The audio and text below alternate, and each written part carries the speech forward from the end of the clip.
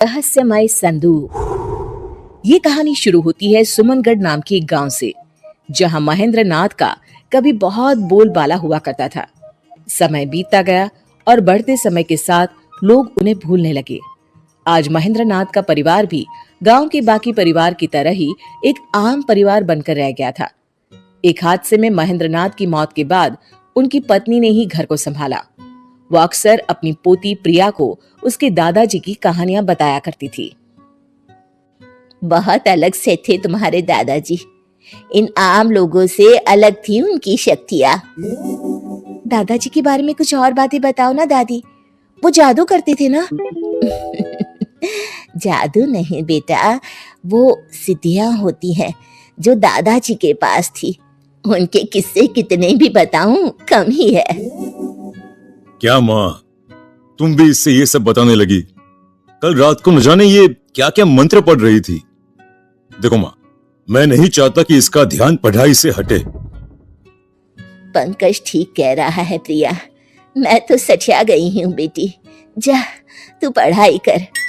पंकज की बात सुनकर प्रिया वहां से अपने कमरे में पढ़ने चली जाती है, पर उसके मन में तो बस अपने दादाजी के किस्से को जानना था। ये पापा क्यों मुझे दादाजी की कहानियों से दूर रखना चाहते हैं? ऐसा क्या है उनमें? बहुत हुआ, ऐसा कुछ तो है जो सब मुझसे छुपा रहे हैं। प्रिया छुपकर अपनी दादी के कमरे के बाहर खड़े रहकर उन दोनों की बातें सुन लेती है। माँ, प्रिया को उस संदूक के बारे में कुछ भी पता नहीं चलना चाहिए। इस तरह अगर तुम पिताजी के बारे में उससे बात करती रहोगी तो कभी ना कभी वो भी बाहर आ जाएंगे। जो छुपा होना चाहिए। पापा क्या छुपा रहे हैं मुझसे? क्या छुपाना है? कौन सा संदूक? ये सब क्या चल रहा है? तू कब तक छुपा लेगा प्रिया से इन बातों को? कभी ना कभी वो संदूक भी सामने आ जाएगा पंकज। जिद मत करो माँ, वरना मुझे उस संदूक को कहीं रखकर आना होगा। मैं आज ही उस संदूक को पास के जंगल में रखकर आता हूँ। न रहेगा संदूक, ना ही रहेगा प्रिया को कोई खतरा। पंकज रात के ठीक 2 बजे सभी के सोने के बाद अपने घर के स्टोर रूम में जाता है और लाल कपड़े में लपेटे एक संदूक को बाहर लेकर आता है। माफ कीजिएगा बाबूजी, पर हम इन शक्तियों को नहीं संभाल पाएंगे। अब इस संदूक को अलविदा करने का समय आ गया है। सर्दी की ठंडी रात को पंकज उस संदूक को उठाए चल पड़ता है। हवा बहुत तेज बहने लगती है। अचानक ही आंधी आने जैसा माहौल बन जाता है। अरे, ये अचानक मौसम को क्या हो गया? अगर बारिश शुरू हो गई तो मैं क्या करूंगा? तेज हवाओं के बीच जैसे तैसे पंकज जंगल में पहुंचता है और उस संदूक को वहीं रखकर वापस घर आने को लौट पड़ता है। पंकज को रास्ते में वही संदूक दिखाई पड़ता है। अरे, ये वापस यहाँ कैसे आया? अभी तो मैं इसे जंगल में छोड़कर आया था। पंकज फिर से उस संदूक को जंगल में लेकर जाता है और जमीन में दफना देता है। इस बात से अनजान की प्रिया उसका पीछा कर रही है। पंकज संदूक को दफनाकर निश्चिंत होकर घर वापस आकर सो जाता है। तो इस संदूक को मुझसे छिपाना चाहते थे पापा। लगता है इसमें कोई खजाना है। इसे मैं घर वापस ले जाऊंगी। प्रिया संदूक को वापस अपने घर ले आती है और अपने कमरे में जाकर उसे खोलती है। ये सब क्या चीजें हैं? इतना छोटा सा झाड़ू और ये किताब। क्या पापा इनको छिपाना चाहते थे मुझसे?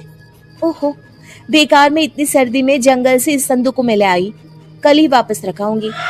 ये कहकर प्रिया सोने चली जाती है। वो जैसे ही आंखें बंद करने वाली होती है, किताब में से एक तेज रोशनी बाहर आती है। झाड़ू खुद ब खुद हवा में उड़ने लगती है। ये सब क्या हो रहा है? किताब में से रोशनी के साथ साथ कई अक्षर हवा में उड़ने लग जाते हैं। कब से अपने मालिक की तलाश कर रहा था मैं। तुम मिल ही गई मुझे प्रिया। प्रिया की आंखों के सामने सभी अक्षर उसके दिमाग में चले जाते हैं। किताब अपने आप बंद हो जाती है। झाड़ू एक छोटा सा डिब्बा बन जाता है और प्रिया की आंख लग जाती है। अगली सुबह, कल रात जो भी मैंने देखा वो मेरा सपना था या हकीकत? तभी कमरे में बैठी हुई प्रिया को दूसरे कमरे में अपने दादी और पापा की बातें सुनाई देने लग जाती है। मैं यहाँ बैठे हुए कैसे सब कुछ सुन पा रही हूँ? ये कैसे हो सकता है? तभी अचानक से प्रिया को अनजाने साए दिखने लग जाते हैं। हमें बचाओ प्रिया, हमें बचाओ। कौन हो तुम लोग? नहीं नहीं, मुझे छोड़ दो। प्रिया की आवाज सुनकर शोभा और पंकज उसके कमरे में आते हैं, पर उन्हें वहां कोई नहीं दिखता। क्या हुआ प्रिया, तुम ठीक तो हो? पापा, मुझे बचा लीजिए। मैं कल वो संदूक अपने साथ ले आई थी। मुझे अब यहाँ पर अजीब से लोग दिखाई दे रहे हैं जो मुझसे मदद मांग रहे हैं। मैं ये जानता था, इसीलिए तो ये सब तुझसे छुपाया मैंने। तेरे दादा यानी मेरे पिताजी महेंद्र नाथ ने लोगों की मदद करने के लिए कई सिद्धियां ली। उन्होंने अपने बारे में तो कभी सोचा ही नहीं। कई अतृप्त आत्माओं को आजाद करवाने में और कई मजबूरों की मदद करने में ही उन्होंने अपना जीवन लगा दिया। उन्होंने अपनी सारी शक्तियां इस संदूक में छुपा कर रखी थी, पर उनके ही एक चेले ने उन्हें धोखे से मरवा दिया और संदूक चुरा लिया, और वो ये संदूक खोल नहीं सका। मुझे डर था कि कहीं ये शक्तियों को संभालने की शक्ति तुझ में ना हुई, और अगर तू ही इसकी हकदार हुई तो क्या होगा? तेरे दादाजी की सिद्धियां तू ही इस्तेमाल करके लोगों की मदद कर सकती है बेटा। ये आत्माएं बस तुझे ही दिखाई देगी, क्योंकि तू ही है जो इन्हें बचा सकती है। अब जब शक्तियां तुझ तक आ ही गई है तो भगवान तुझे हिम्मत भी देगा। तुझे बस एक गुरु चाहिए जिनसे मैं तुझे मिलवाती हूँ। शोभा अपने पति के बंद कमरे में जाती है, जहां वो अक्सर साधना किया करती थी।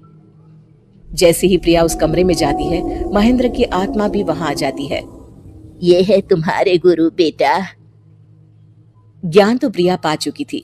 महेंद्र नाथ प्रिया को सिद्धियों के प्रयोग के नियम की शिक्षा देते हैं। प्रिया इन सब गुणों में महारत हासिल कर लेती है और अपना पूरा जीवन लोगों की भलाई